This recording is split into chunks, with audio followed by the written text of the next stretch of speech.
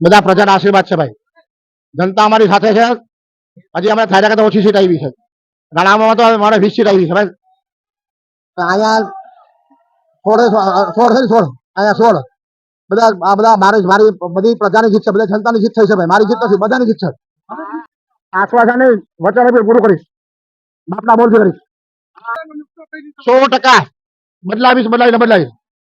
મારે હું બોલું કરું છું. ભાઈ શાસનમાં એવું હતું કઈ કામ કર્યા નથી એટલે શાસન તૂટવાનું હતું. હે ગઢમાં આપડા પડવાના હતા એટલે પડી ગયા. બાકી આગળ પછી વાત કરો ચાલો.